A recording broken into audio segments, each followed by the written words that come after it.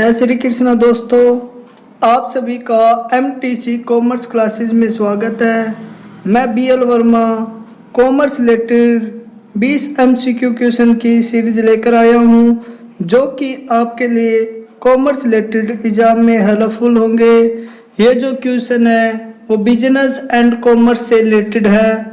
तो हमारे ये जो सभी क्वेश्चन है वो चाहे हमारी किसी भी तरह की कॉमर्स रिलेटेड कंपटीशन एग्जाम है उनमें हेल्पफुल होंगे। तो सबसे पहले हमारा क्वेश्चन है, एक company is called an artificial person because एक कंपनी है उसे आर्टिफिशियल पर्सन कहा जाता है क्योंकि इसकी जो शेप है एक नेचुरल पर्सन की तरह नहीं होती, और ये use in the court of law, ये कोर्ट ऑफ लॉ में यूज नहीं की जा सकती। It is invisible and intangible, ये इनविजिबल और इंटेंजिबल होता है और इसका जो अस्तित्व है वो केवल लॉ के द्वारा निर्मित हुआ है। तो ये हमारे पास चार ऑप्शन है। इन चार ऑप्शन में जो हमारा राइट ऑप्शन है वो होगा option number C, it is invisible and intangible. Question number second है, questionnaire method is use for collection.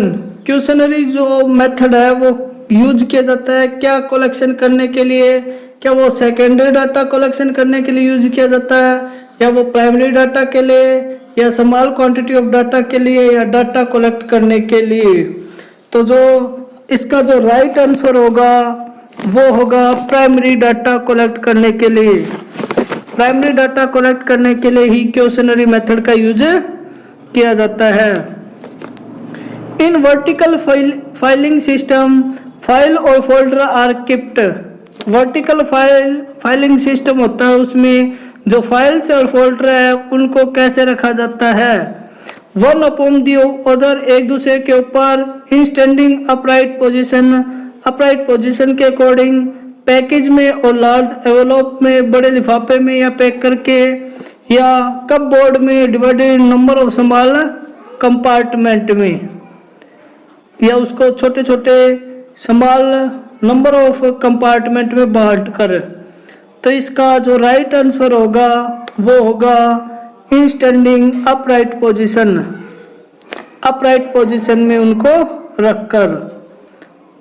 Next हमारा जो क्वेश्चन है वो क्वेश्चन नंबर है 4, हु इज डोरमेट पार्टनर।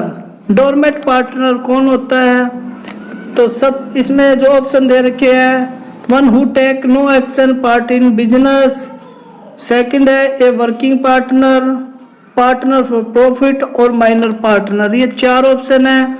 इनमें से जो राइट ऑप्शन हो, सही जो ऑप्शन है वो है A, one who take no active part in business. जो कि एक्टिव पार्ट नहीं लेता एक बिजनेस में, वो डोरमेट पार्टनर होगा।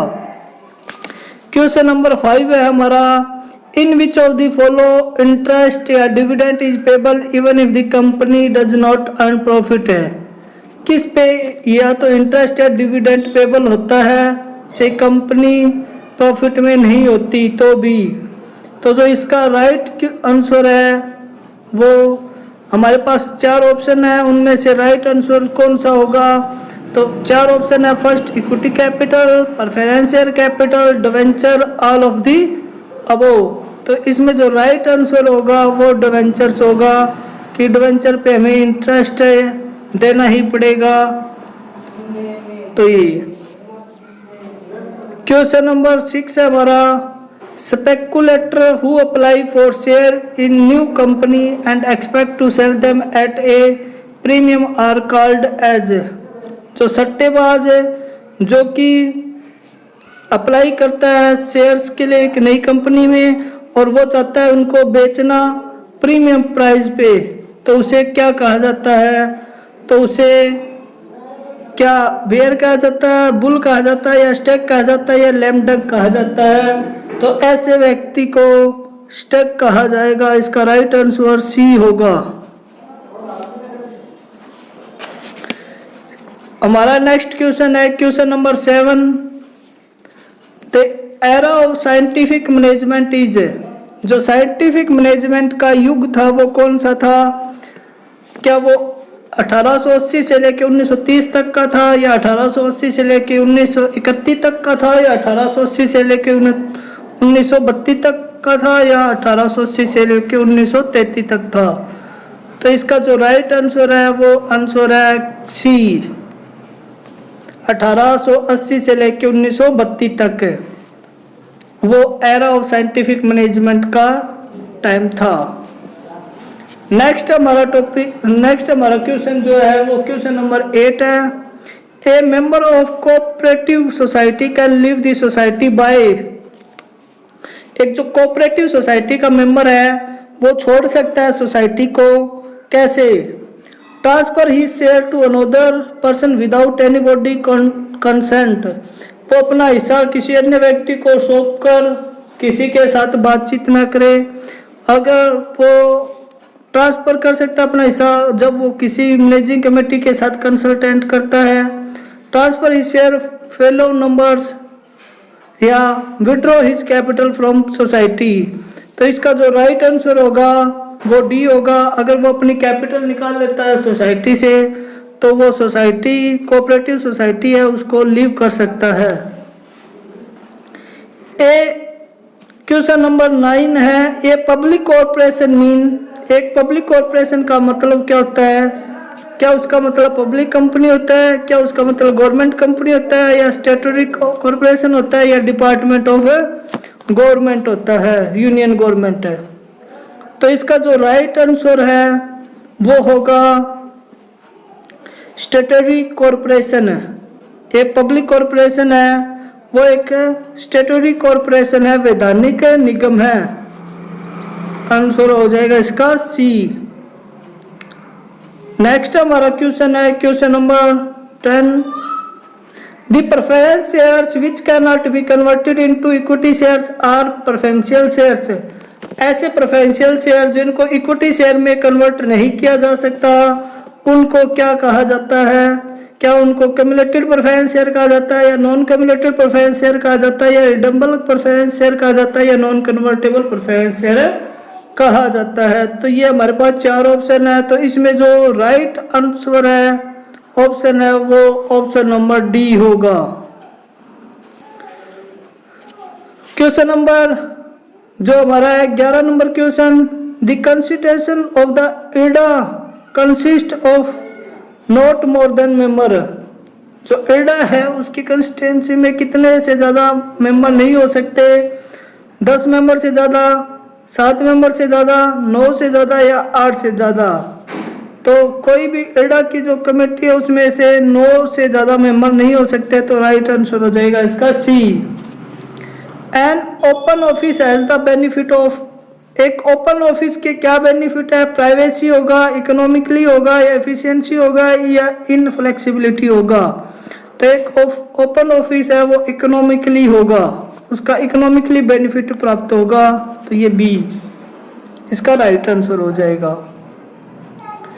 क्वेश्चन नंबर 13 है हमारा, liability of partner in respect of firm debt is, एक पार्टनर की जो लायबिलिटी है फर्म के डेट के रिलेटेड वो क्या होगी? Limited up to the amount of his capital in business, जो उसने कैपिटल लगाई वहां तक लिमिटेड होगी, या अनलिमिटेड होगी, या limited up to the amount of guarantee given by the partner होगी, या limited up the amount of his capital loan to the firm if any? तो क्या उसकी लायबिलिटी होगी? तो इसका जो राइट आंसर है वो आंसर है डी, ऑप्शन नंबर डी इसका राइट आंसर हो जाएगा। The cooperative society are starting to help low and middle class people, cooperative society है वो कौन से low and middle level class person की सहायता के लिए स्थापित की जाती है? क्या वो कंज्यूमर की सहायता के लिए, या प्रोड्यूसर की सहायता के लिए, मार्केट या हाउसिंग की सहायता के लिए? तो कोऑपरेटिव सोसाइटी है वो कंज्यूमर की सहायता के लिए एस्टैब्लिश की जाती है, तो इसका राइट आंसर हो जाएगा ए। नेक्स्ट हमारा question number 15, security merchant dealing in share independent operator are called, security merchant dealing करते हैं जो शेयर्स में इंडिपेंडेंट होके ऑपरेटर होते हैं जो एक तरह के, वो उनको क्या कहा जाता है? क्या उनको ब्रोकर कहा जाता है? क्या उनको जॉबर कहा जाता है? क्या उनको टर्म वालिस कहा जाता है या उनको मंडी वालिस कहा जाता है? तो ऐसे व्यक्तियों को जॉबर कहा जाता है। जॉबर वो पर्सन होता है जो कि सेलिंग और बाइंग करता है सिक्योरिटी का अपने यूज के लिए, और ब्रोकर वो होता है जो सेलिंग एंड बाइंग करता है सिक्योरिटी का ऑन बिहाफ ऑफ हिज, जो पब्लिक है उसके बिहाफ के लिए या क्लाइंट है उसके बिहाफ के लिए, जो उसके क्लाइंट है उसके बिहाफ के लिए वो ब्रोकर होता है। और टर्विन वालिस होता है, वो दोनों के गुण पाए जाते हैं, उसमें ब्रोकर का भी होता है और जॉबर का भी फीचर्स पाया जाता है। क्वेश्चन नंबर हमारा 16 है, which type of share holder does not have voting right? किस तरह के शेयर होल्डर को वोटिंग राइट नहीं होता? प्रेफरेंशियल या इक्विटी या डेफर्ड शेयर होल्डर या ऑर्डिनरी शेयर होल्डर? तो इक्विटी शेयर होल्डर को तो वोटिंग राइट होता है, तो इनमें से जो वोटिंग राइट नहीं होता वो केवल प्रेफरेंशियल शेयर होल्डर को वोटिंग राइट नहीं होता। इसके अलावा डेफर्ड शेयर होल्डर को भी होता है और ऑर्डिनरी शेयर होल्डर को भी वोटिंग राइट होता है, केवल बी प्रेफरेंशियल शेयर होल्डर को वोटिंग राइट नहीं होता। A sleeping partner is one who, एक स्लीपिंग पार्टनर वो है जो कि कंट्रीब्यूट करता है कैपिटल। सेकंड उसका ऑप्शन है take active part in the business, contributes members, contribute material. तो क्या होगा? एक स्लीपिंग पार्टनर वो होता है जो केवल कैपिटल का कंट्रीब्यूट करता है, अदर कोई भी एक्टिविटी नहीं करता। तो इसका राइट आंसर हो जाएगा ए। The managerial grid consists of how many possible leadership style? एक मैनेजरियल ग्रिड कंसिस्टेंसी में उसमें कितने पॉसिबल लीडरशिप स्टाइल हो सकते हैं? तो इसमें जो पॉसिबल स्टाइल्स हो सकते हैं वो हो सकते हैं 81, 81, 9x9 की ये एक ग्रिड होती है जिसमें 9 ऐसे कॉलम रो 9 होंगे, तो ये 81 की एक ग्रिड है। इसके अलावा क्वेश्चन नंबर 19 है, उसमें क्या रखा है कि एक firm which outsourcing it work required, एक फर्म है जो कि आउटसोर्सिंग से अपना कार्य करवाती है, उसको क्या मोर एम्प्लॉय की जरूरत पड़ती है, लेस एम्प्लॉय की जरूरत पड़ती है, स्किल्ड एम्प्लॉय की जरूरत पड़ती है, सेमी स्किल्ड एम्प्लॉय की जरूरत पड़ती है? ऐसी जो फर्म होती है उसको लेस एम्प्लॉय की जरूरत पड़ती है, तो राइट आंसर हो जाएगा बी। आउटसोर्सिंग वर्क करने वाली कंपनी को या जो आउटसोर्सिंग से काम करवाने वाली कंपनी है उसको लेस एम्प्लॉयज की जरूरत पड़ेगी। Which shareholder are the real owner of company? तो एक कंपनी के जो रियल ओनर्स होते हैं वो क्या इक्विटी शेयर होते हैं या प्रेफरेंशियल शेयर होते हैं या डेफर्ड शेयर होल्डर होते हैं या कन्वर्टेबल प्रेफरेंस शेयर होल्डर होते हैं? तो इनमें जो राइट आंसर है वो ए हो जाएगा। इक्विटी शेयर होल्डर है वो कंपनी के रियल ओनर्स होते हैं। तो थैंक यू दोस्तों, ये हमारे 20 क्वेश्चन थे। Next class business and commerce के नेक्स्ट हम 20 क्वेश्चन करेंगे। इस तरह ये हमारी सीरीज कंटिन्यू चलती रहेगी जिसमें हम अप्रोक्सीमेटली 400 या 500 क्वेश्चन करेंगे बिजनेस एंड कॉमर्स से रिलेटेड। Thank you.